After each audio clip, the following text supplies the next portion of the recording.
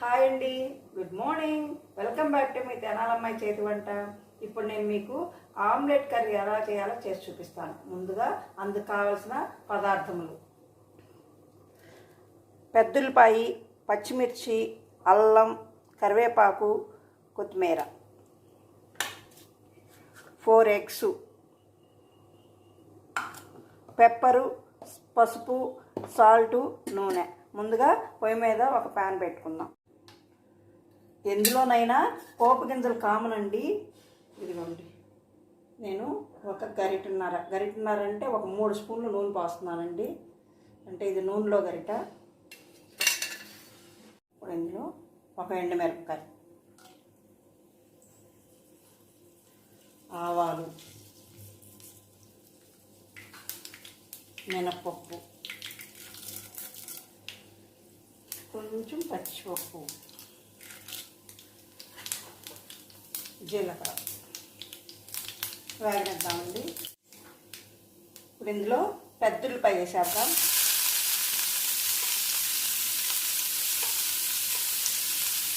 పచ్చిమిర్చి, అల్లం, కరివేపాకు,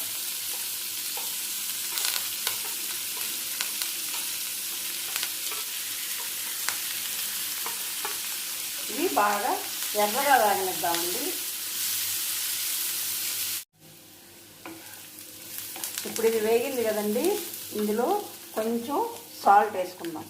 కొంచెం అంటే సరిపోనండి. కొంచెం పసుపు, ఇవన్నీ బాగా కలిగి పెడదాం.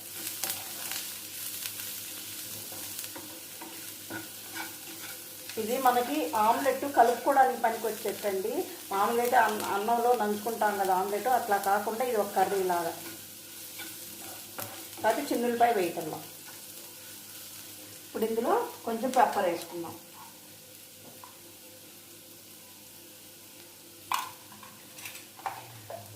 ఈ కారం సరిపోయిద్దండి. కొందరు ఎక్కువ స్పైసీగా తినేవాళ్ళు కొంచెం కారం వేసుకోండి, లేదంటే ఇదే సరిపోయిద్ది మీకు.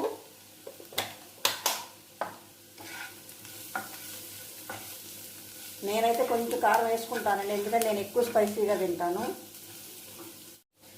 తర్వాత మీరు ఈ ప్రాసెస్ అంతా సన్నమంట మీద వేసుకోండి. ఇదిగోండి కొంచెం కారం నేనైతే వేసుకుంటున్నాను, మీకైతే సరిపోయిద్దండి. ఎందుకంటే ఎక్కువ స్పైసీ పెప్పర్ ఉంది, 2 పచ్చిమిరపకాయలు వేసాము, అందుకని సరిపోయిద్ది. మీరు ఎవరైనా నార్మల్ స్పైసీగా తినేవాళ్ళు ఉంటే కొంచెం కారం వేసుకోండి, లేకపోతే అవసరం లేదు. ఇప్పుడు బాగా కలిగి పెడదాం.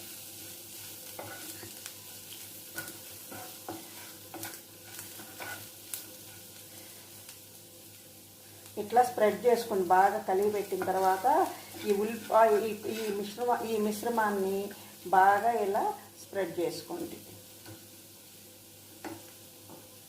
ఫ్లాట్గా. ఇప్పుడు మనం ఎగ్స్ దీని మీద వేసేస్తున్నాం.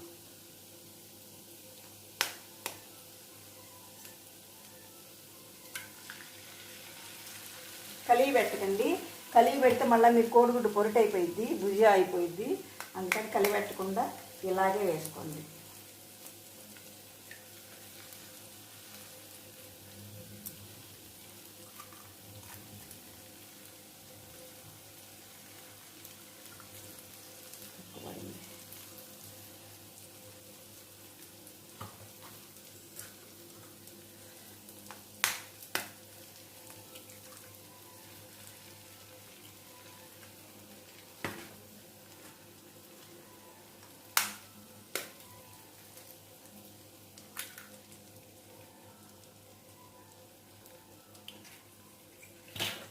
ఇప్పుడు ఇది కలిగి పెట్టకుండా కొంచెంసేపు సన్నమంట మీద ఉడకనిద్దాం.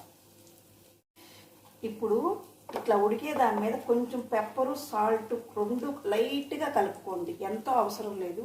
ఇదిగోండి ఈ సాల్ట్లోకి ఎంత కనిపిస్తుందా, ఈ పెప్పర్ వేయండి. కనిపిస్తుంది పెప్పరు, ఇది సరిపోయింది. ఈ 2 బాగా మిక్స్ చేసేసి పైన ఊరికి అలా స్ప్లిట్ చేయండి. ఇదిగోండి ఇలా, ఎందుకంటే పైన చప్పగా లేకుండా ఉంటుందని. ఇలా స్ప్లిట్ చేసిన తర్వాత మూత పెట్టేస్తే కొంచెం సేపు ఉడకనిద్దాం. సన్న మంట మీదే ఉడకనిద్దామండి. ఓకే, ఇప్పుడు దీని మీద కొత్తిమీర చల్లేసుకుందాం.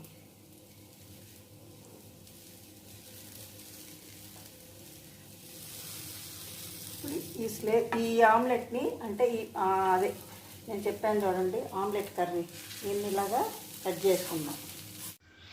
Variety egg omelette is ready to serve. Thank you. Please subscribe, like, share my channel.